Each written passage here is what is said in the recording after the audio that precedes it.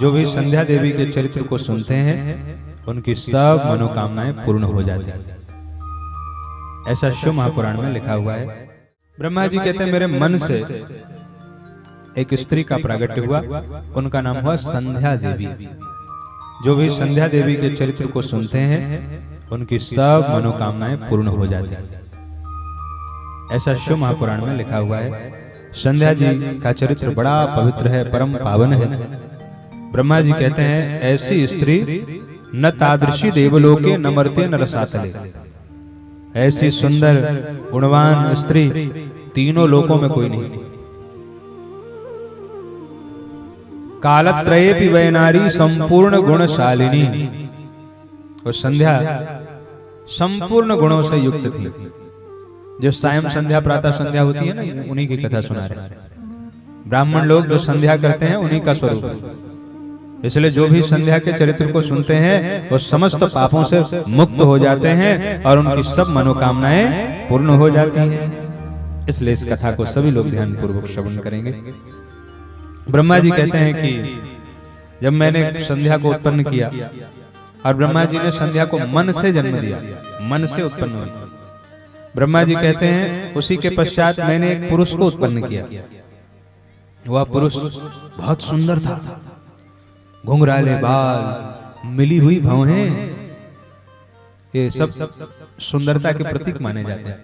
मिली हुई भौहें और नील आकृति, शंख सी गर्दन, मछली के से चिन्ह वाला पुष्पों के धनुष बाण लिए हुआ एक पुरुष प्रकट हुआ। उसकी अवस्था 16 वर्ष की थी और उसको देख करके सब विकार ग्रस्त हो गए। ब्रह्मा जी ने कहा सुनो, तुम्हारा नाम कामदेव होगा और तुम पुष्प के 5 बाण धारण करोगे और मैं आशीर्वाद देता हूं अगर तुमने अपना बाण चला दिया तो हम त्रिदेव भी तुम्हारे वशीभूत हो जाएंगे। यह आशीर्वाद ब्रह्मा जी ने दे दिया कामदेव को। क्या आशीर्वाद दिया?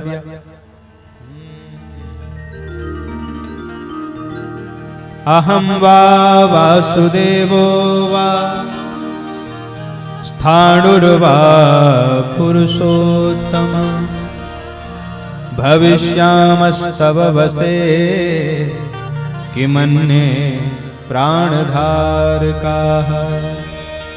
सुनो बेटा कामदेव, अगर तुम बाण चलाओगे तो हम ब्रह्मा विष्णु महेश भी तुम्हारे वशीभूत हो जाएंगे और प्राणियों की तो बात ही क्या।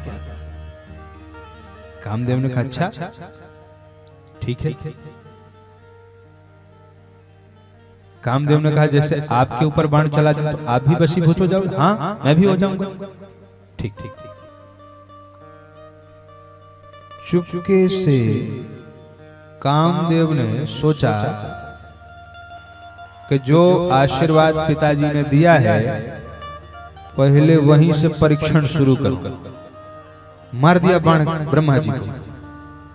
अब ब्रह्मा जी को बाण मार दिया तो ब्रह्मा जी के मन में संध्या के प्रति विकार उत्पन्न हो गया। अब लोग जो इस बात को कहते हैं कि ब्रह्मा जी के मन में विकार आ गया, विकार, अरे भाई सुनो, जैसे पिता अपने पुत्र को बंदूक दे और कहे सुनो बेटा इस बंदूक में गोली है और अगर तुम इस बंदूक से मुझे मारोगे तो मैं भी मर जाऊंगा। अब बेटा तान दे बंदूक, चला दे गोली, पिताजी मर जाएं, इसमें पिताजी की क्या गलती? गलती तो बेटे की है ना कि गोली चलाई क्यों? जब ब्रह्मा जी ने आशीर्वाद दे दिया था कि हम तीनों देवता तुम्हारे वश में रहेंगे तो कामदेव को क्या ब्रह्मा जी के ऊपर बाण चलाना चाहिए था? नहीं चलाना चाहिए था। कामदेव ने चला दिया बाण। अब ब्रह्मा जी के मन में आ गया विकार।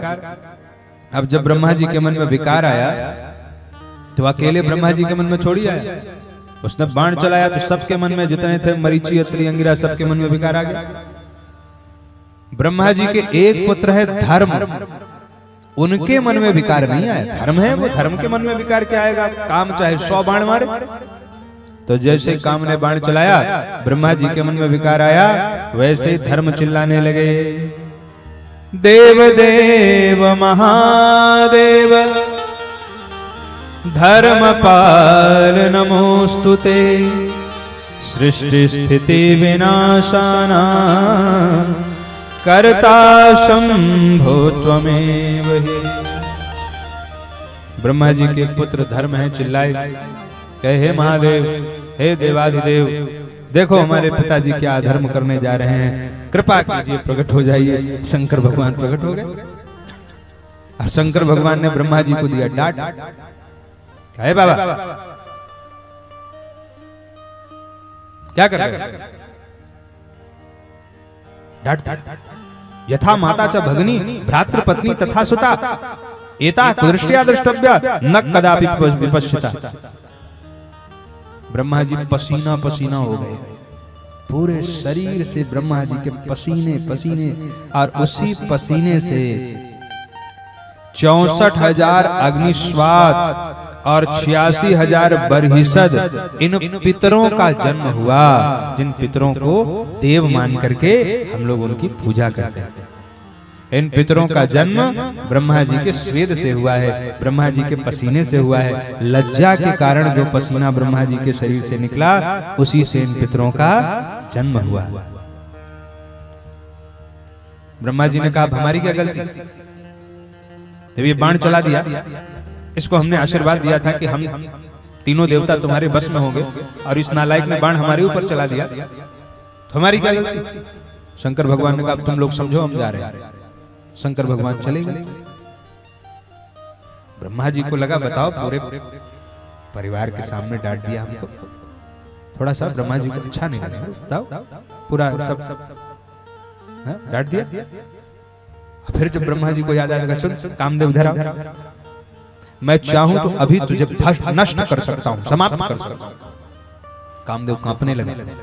ब्रह्मा जी ने कहा पर जानते हो, जो अच्छे लोग होते हैं वो अपनी कृति को स्वयं से नष्ट नहीं करते। तुझे बनाया मैंने है, इसलिए मैं तुझे नष्ट नहीं करूंगा, लेकिन मैं तुझे श्राप देता हूं कि जैसे आज तूने मेरा अपमान करवाया है भगवान शंकर से, एक दिन भगवान शंकर के तीसरे नेत्र की अग्नि से तो जल करके भस्म हो जाएगा। मैं तुझे श्राप देता हूं। ब्रह्मा जी ने श्राप दे दिया कामदेव को। ये तो काम को श्राप दिया। अब इधर संध्या का क्या हुआ? शौनकादि ऋषियों ने पूछा महाराज के माध्यम से पूरे संसार को प्रदान किया, और कहा तुम जाओ चंद्रभाग पर्वत पर, वहां मेधातिथि ऋषि यज्ञ कर रहे हैं, उसी यज्ञ में समाहित हो जाओ, और उस यज्ञ में समाहित होने के बाद फिर तुम्हारा पुनर्जन्म होगा। संध्या जी गई हैं, क्योंकि उन्होंने प्रण कर लिया था शरीर छोड़ने का, इसलिए शंकर भगवान ने ऐसा कहा। वो गई हैं चंद्रभाग पर्वत पर, मेधातिथि यज्ञ कर रहे थे, और जैसे यज्ञ में वो प्रविष्ट हुई हैं तो यज्ञ में उनका शरीर छूट गया है, और उनका जो शरीर था वह संध्या में परिणित हो गया है। प्रातः संध्या, मध्याह्न संध्या और सायं संध्या, ये संध्या का स्वरूप। और दूसरा, उनके रूप से एक कन्या का प्रागट्य हुआ है, जिनका नाम अरुंधति हुआ।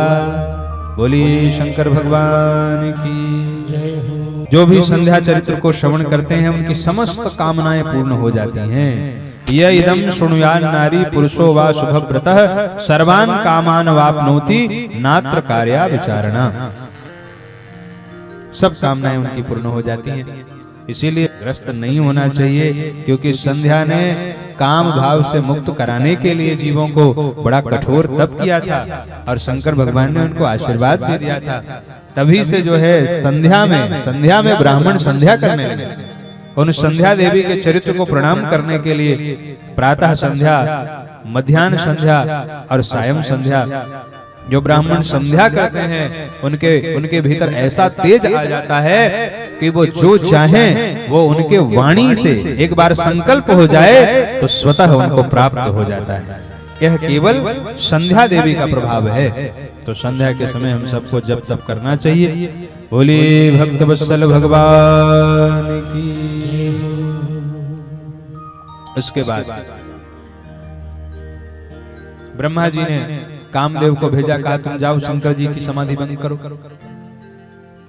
कामदेव गए भगवान शिव की समाधि भंग करने, नहीं भंग कर पाए। कामदेव लौट आए जब कामदेव लौट आए तब ब्रह्मा जी ने वसंत ऋतु का निर्माण किया। कहा जाओ वसंत ऋतु को लेके जाओ। कामदेव वसंत ऋतु को लेके गए, फिर भी समाधि भंग नहीं कर पाए, लौट आए।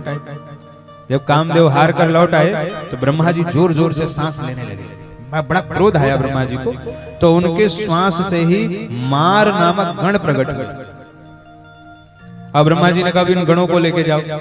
अब कितने हो गए?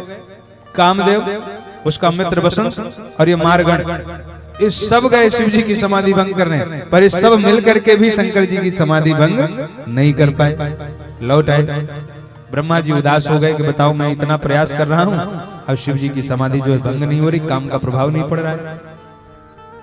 तब भगवान विष्णु वहां पर प्रकट होते हैं। विष्णु भगवान ने कहा कहो बाबा, बड़ी परेशान नजर आ रहे हो। ब्रह्मा जी ने कहा प्रभु क्या बताऊं, मैं तो शंकर भगवान को काम विकार से ग्रस्त कराना चाहता हूं, पर मैं सफल नहीं हो पा रहा हूं। विष्णु भगवान ने कहा पर ऐसा चाहते क्यों हो? ब्रह्मा जी ने कहा चाहता हूं कि उनका विवाह हो, और जैसे उन्होंने हमको डांटा था ऐसे मुझे भी एक मौका मिले, मैं भी शंकर भगवान को जो है दो बात कह पाऊं। तो विष्णु भगवान ने कहा तो इसके लिए तुम कामदेव का सहायता क्यों ले रहे हो? जाओ भगवती की आराधना करो, माता के सिवा शिव जी को कोई मोहित नहीं कर सकता है, वे आदि शक्ति ही भगवान शंकर को मोहित कर सकती हैं। कामदेव तो कभी जीवन में मोहित नहीं कर पाएगा। गलत जगह तुम प्रयोग कर रहे हो, जाओ जाकर के भगवती की आराधना करो।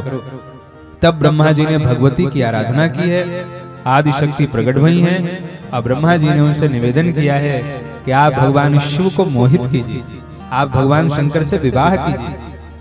शक्ति ने कहा है ब्रह्मदेव, भगवान शिव को मोहित करने में संसार में कोई नारी समर्थ नहीं है, पर फिर भी मैं प्रयास करूंगी शिव जी से विवाह करने के लिए। तो दक्ष ने फिर भगवान भगवती की स्तुति की है, और जिससे साक्षात जो भगवती हैं, आदिशक्ति हैं, वे दक्ष की पुत्री बन करके प्रकट भई हैं। बोली सती मैया की। और उन्हीं सती जी का और भगवान शंकर का विवाह संपन्न हुआ है, शिव और सती जी का विवाह हुआ है। इसके पश्चात फिर जब भगवान शिव और माता सती का विवाह हुआ, विवाह के बाद फिर भगवान शिव और सती जी के मध्य थोड़ी दूरी भी बनी। सती जी ने देह त्याग किया,